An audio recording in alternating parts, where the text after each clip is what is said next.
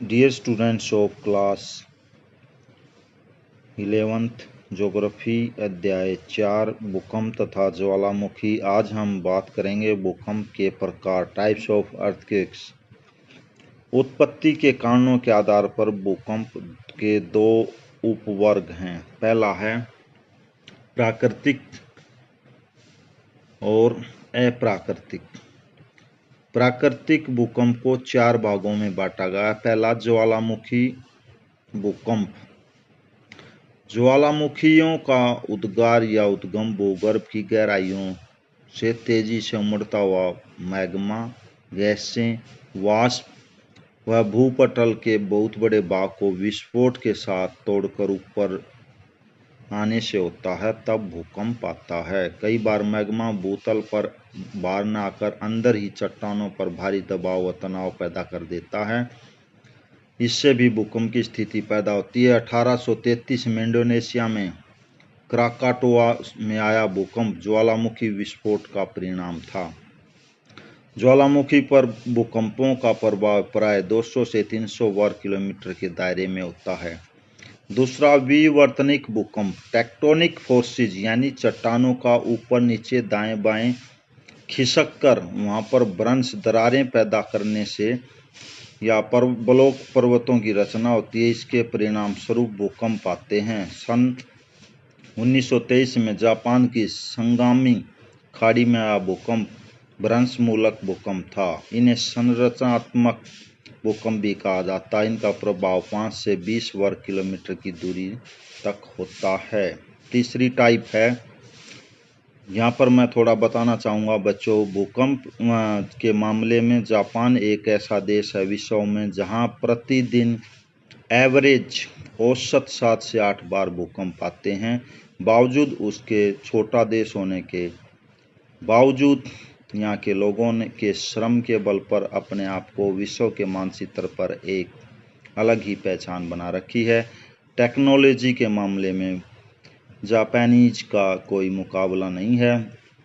दिल्ली जैसे महानगर में मेट्रो की देन credit goes to Japanese only.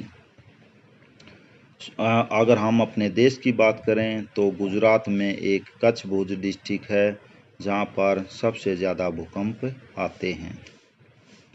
तीसरी टाइप भूकंप की, समस्थितिक भूकंप।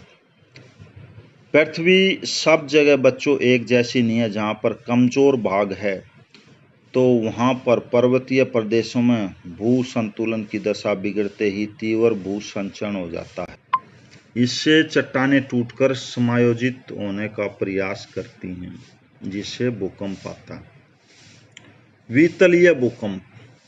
ये भूकंप पृथ्वी के अंदर 300 से 720 किलोमीटर की गहराई पर उत्पन्न होते हैं, लेकिन अभी इनके बारे में कोई खास विशेष ज्ञान नहीं है। दूसरी प्रकार का भूकंप है कृत्रिम भूकंप। इन भूकंपों का कारण प्राकृतिक नहीं होता। ये मानव के रचनात्मक कार्यों जैसे सुरंगें खोदना, खाने खोदना, बांधों का निर्माण, बड़े बड़े भवन बनाना, रेलवे ट्रैक बिछाना तथा परमाणु विस्फोट कार्यक्रमों के कारण उत्पन्न होते हैं। मानवकृत ये भूकंप प्राय विनाशकारी नहीं होते हैं।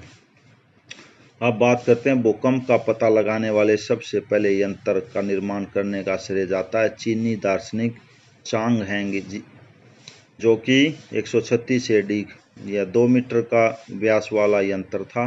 ऊंचा, ऊपरी हिस्से में समान दूरी पर 8 अजगर जैसे मुंह लगे हुए थे। हर अजगर के नीचे एक एक मेंढक ऊपर की ओर मुंह खोले बैठा था। प्रत्येक अजगर के मुंह में एक गेंद होती थी। जो ही कभी भूकंप आता, जमीन थरथराती, किसी न किसी अजगर के मुंह की गेंद छूटकर मेंढक के मुंह में जा फिट होती। इस पर जार में किस तरह का पेंडुलम था इसका आज तक पता नहीं चला। हैंग की दाना थी। यदि दक्षिण में बैठे मेंढक के मुंह में गेंद गिरी तो समझो यंत्र के उत्तर में भूकंप आया। यह एक सिस्मोस्कोप था, सिस्मोग्राफ नहीं। आजकल भूकंप किससे मापे जाते हैं? सिस्मोग्राफ से। चांग हेंग का सिस्मोस्कोप। अब भूकंप की तीव्रता मापने का संशोधित मर्केली पैमाना। मर्केली ने क्या कहा है? अंक वाला भूकंप यंत्रीय इंस्ट्रूमेंटल अक्षीण फीबल हल्का स्लाइड, सामान्य मॉडरेट, अपेक्षाकृत प्रबल रादर स्ट्रॉन्ग एंड प्रबल स्ट्रॉन्ग, अधिक प्रबल वेरी स्ट्रॉन्ग, विनाशकारी डिस्ट्रक्टिव, विनष्टकारी सर्वनाशी, अत्यधिक सर्वनाशी और प्रलयकारी होता है। का परिणाम, भूकंप को मापते हैं सिस्मोग्राफ द्वारा, रिक्टर पैमाने पर मापा जाता। चार्ल्स एफ रिक्टर एक भूकंप वेत्ता थे जिन्होंने सन 1935 में भूकंप का परिमाण मापने का एक पैमाना आविष्कार किया, जिसे सन 1956 में बेनो गुटेनबर्ग या स्वयं रिक्टर ने तथा 1967 में एक अंतर्राष्ट्रीय कमेटी ने संशोधित किया, बदलाव किया। इस पैमाने की मुख्य विशेषताएं इस प्रकार हैं। कोई निर्धारित न्यूनतम और अधिकतर सीमा नहीं होती किसकी, भूकंप। रिक्टर पैमाने पर स्तर या परिमाण वाला भूकंप मानव द्वारा महसूस किए जाने वाला सबसे कमजोर भूकंप होता है। इस पैमाने पर अब तक 8.6 परिमाण के भूकंप मापे जा चुके हैं। यह लघु गुणक पैमाना है जिसका प्रत्येक उच्च पूर्णांक भूकंपीय तरंग के आयाम में 10 गुना वृद्धि को प्रदर्शित करता है। अर्थात रिक्टर पैमाने पर 3 परिमाण वाले भूकंप द्वारा धरातल में कंपन 2 परिमाण वाले भूकंप की अपेक्षा 10 गुना होंगी। 1 परिमाण वाले भूकंप की अपेक्षा 100 गुना होता है। इस प्रकार 8 परिमाण का भूकंप 4 परिमाण वाले भूकंप से दोगुना नहीं बल्कि 10,000 गुना व 1 परिमाण वाले भूकंप से 1 करोड़ अधिक गुना होगा। तो ये मैथमेटिक आपको समझना पड़ेगा बच्चों। रिक्टर पैमाने से हम किसी भूकंप से मुक्त हुई ऊर्जा का भी अनुमान लगा सकते हैं। प्रत्येक पूर्णांक पर अपने निश्चय पूर्णांक की अपेक्षा 31 गुना अधिक ऊर्जा छोड़ता है। रिक्टर पैमाने पर 6 परिमाण वाला भूकंप 5 परिमाण वाले भूकंप से 31 गुना ऊर्जा व 4 परिमाण वाले भूकंप से 961 गुना ऊर्जा निर्मुक्त करता है। इस प्रकार 8 परिमाण वाला भूकंप 4 परिमाण वाले भूकंप की अपेक्षा 10 लाख गुना ज्यादा ऊर्जा निर्मुक्त करता है।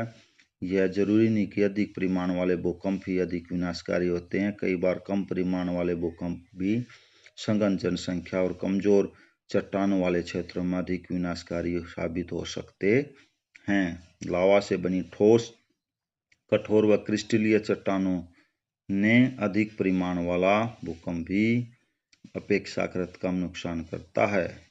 सबसे ज्यादा विनाश अधिक केंद्र पर ही होता है। अगर हम बात करें हरियाणा की तो जींद या रोहतक साइड में भूकंप ज्यादा आते हैं और वहाँ की चट्टानें कमजोर होने की वजह से ऐसा होता है। तो बच्चों, ये था आज का video. Thank you and have a nice day.